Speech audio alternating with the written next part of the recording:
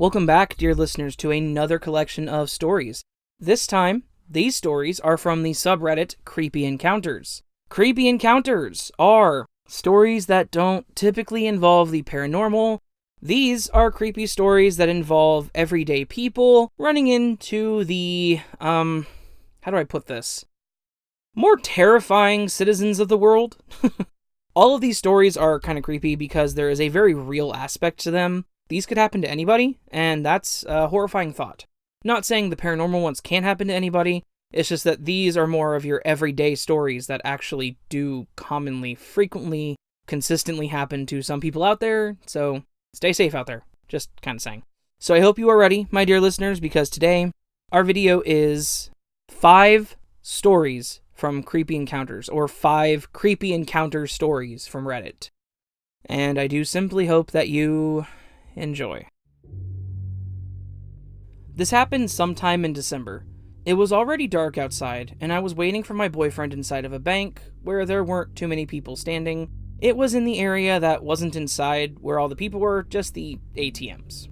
I just got off the phone with my boyfriend, who was on his way, when I noticed this guy standing at the far side of the little ATM area that I was waiting. And he kept inching closer and pacing.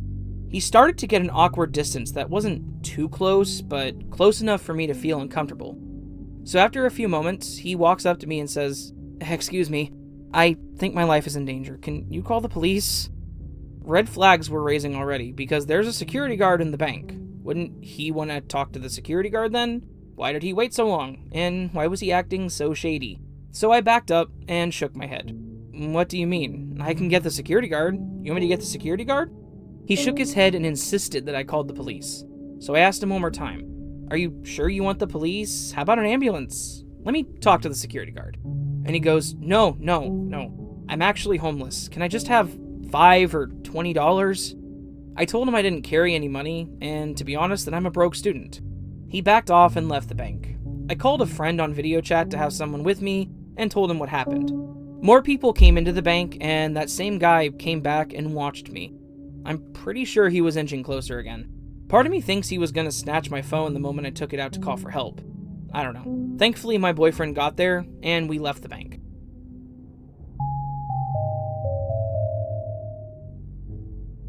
So I just discovered this subreddit, and I have my own creepy encounter that I think you guys will like. Quite a long story, so grab a drink and enjoy. I used to deliver pizza for a pizzeria in Cape Town, South Africa, when I was in university to make some extra cash. I used to deliver to the same house quite often. Incidentally, this place is quite close to where I lived at the time.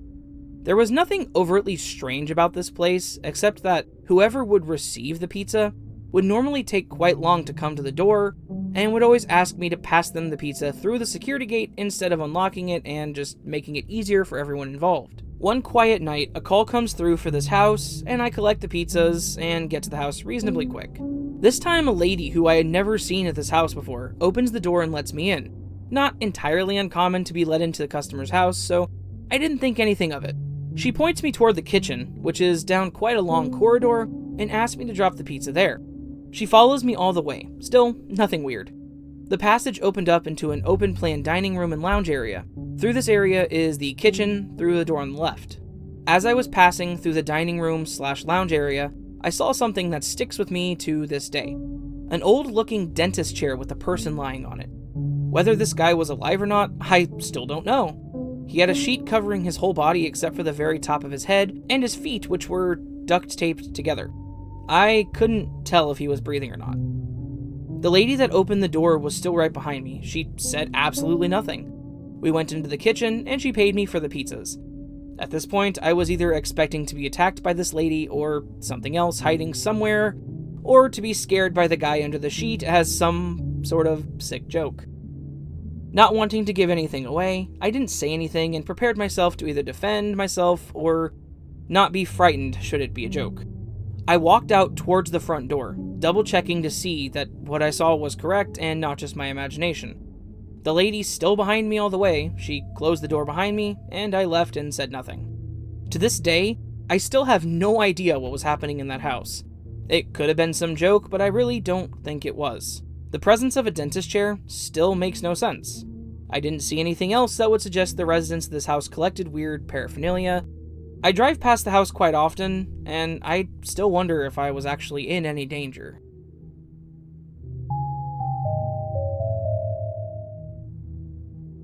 So this was a couple months ago, and it definitely scared me. I was leaving the courthouse and I didn't have a ride at the moment, so I had to walk. My house really isn't that far. The person who was supposed to give me a ride was busy, and that's why. Well, I'm walking, and these two guys that I saw earlier in court, I was actually in the court elevator with them and they didn't talk to me, were headed the same direction as me, and they spotted me and yelled, "Oh, you're walking alone? Why are you all alone?" They were like maybe 20 feet away from me. I just ignored and kept walking. Those two guys then walked into the Burger King, so yeah, I'm walking and crossing the street like almost on my block, and then I hear a guy yell from across the street. He says, "Hey, how you doing?" Like, really? You're across the street. How would you hear me if I answered? I ignored, because obviously he wouldn't hear what I said anyways, and I don't know him. I'm walking still, and I see that he's crossing the street, and I'm just like, okay, yeah, I gotta go somewhere safe. I walk toward the Dollar General, and I'm crossing the parking lot, and I look behind me to see if he's behind me. And, yep, he's following me. So, screw this. I walk into Dollar General and pretend like I'm shopping. I'm picking up random stuff to look busy, and guess what? He walked past the aisle I was at, and he looked at me, then kept going. And he didn't even say anything. So I decide to stay in the store until my ride is available. I'm in the store for half an hour, walking around, and I don't see the guy anymore, but I didn't want to walk out and be ambushed. You know what I mean? He could have been waiting and hiding, just wanting to follow me home, and I don't need this guy to know where I live. So my ride finally responds, and I get picked up and told him what happened. And he says, of course, they probably thought you were a hooker. I never have walked alone. I haven't walked alone since I was in school, and no one ever followed me.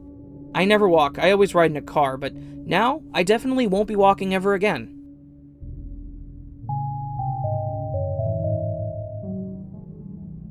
This happened like a week or two ago to me and my family.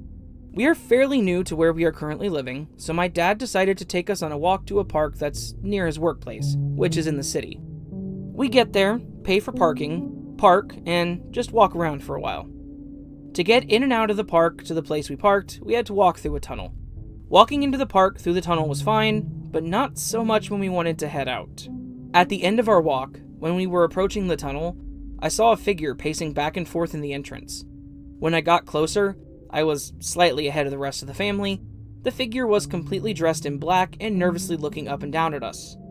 When we all got close enough, the person dropped down and started screaming stuff like, "I need blood, I'm coughing up blood," or "Satan, Satan," over and over again. Naturally, we got out of there and went to the museum type thing near the tunnel to report what happened to a worker there.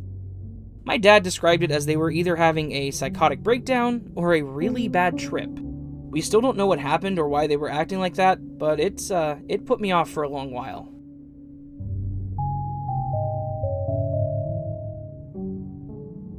I was playing Pokemon Go a few days ago at the plaza at 2 a.m. because it was New Year's Eve. Everything was pretty normal, and I thought that it was safe. I was just tracking down one Pokemon that led me to a dark street when a guy walked past me. So I gripped my phone a little harder, just in case he tried to snatch it. He walked past me one more time just before disappearing. 20 minutes later, I'm sitting on a plaza bench when I feel someone staring at me, an ability I developed from being exposed to provoking gangs by accident. My first instinct was to, again, grip my phone a little harder. Surprise, the same guy sitting ways across from me staring. I pretend to look content with what I had found there and decided to leave. Another hour later, walking around the plaza still, when I heard extra footsteps behind me. The same guy. At this point, I was starting to have a bad feeling about it.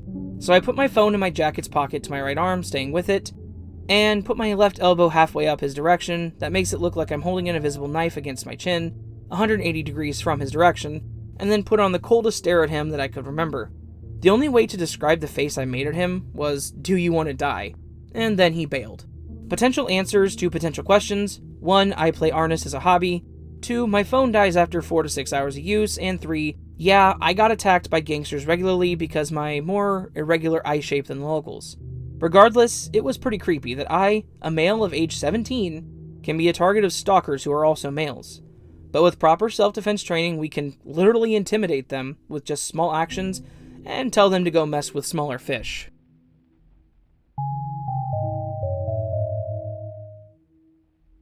Welcome back, dear listeners. I hope you enjoyed this collection of creepy encounters. Something about adding a human element to a creepy situation, I think, makes it worse. Maybe because we all know what we're capable of, and we all know the worst case scenarios of what could happen, and that just really makes things more terrifying, to be honest. So I hope you enjoyed this video. If you did, please consider giving it a thumbs up, liking it, that helps a lot. Also, if you enjoyed my narration, please consider subscribing to the channel and clicking that bell thingy. I also have tons of other videos that are collections, as well as just horror stories I've read.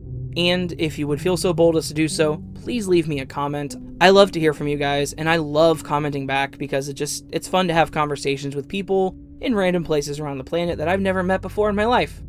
That's the power of the internet. That, and I'm able to read these stories to the ears of, a couple people that listen. So yeah, I hope you have a fantastic day, fantastic rest of your week, and just overall a great time. I wish you all the best, obviously. But alas, I have to say, my dear listeners, until next time, I hope that you sleep well.